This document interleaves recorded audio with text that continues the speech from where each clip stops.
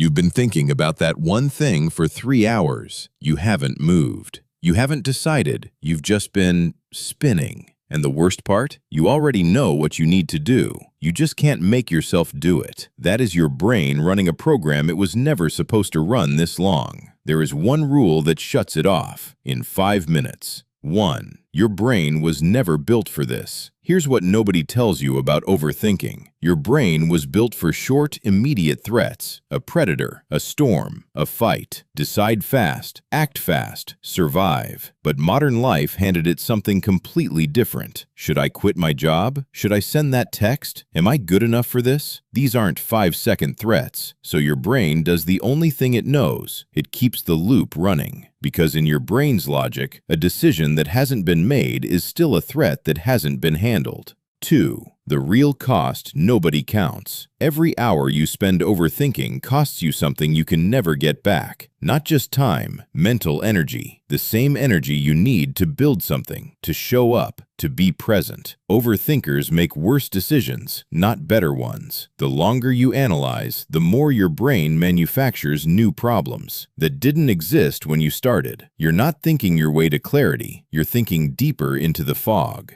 3. What the 5-minute rule actually is. Here's the rule. When your brain locks onto a thought and won't let go, you give yourself exactly 5 minutes. Set a timer, not in your head, an actual timer. For 5 minutes, think about it fully, worry about it, analyze it, feel it, all of it. When the timer goes off, you make a decision, any decision, and you move. Not because you have all the answers, but because your brain now has what it actually needed: a closed loop, an ending. The timer doesn't fix the problem, it fixes the pattern. 4. Why it works when nothing else does. Most advice tells you to stop thinking. Just let it go. Just be positive. That never works. The 5-minute rule does the opposite. It gives your brain full permission to think, but inside a container it can't escape. Psychologists call this scheduled worry time. Studies show it cuts anxiety by up to 35%. You're not suppressing the thought, you're containing it.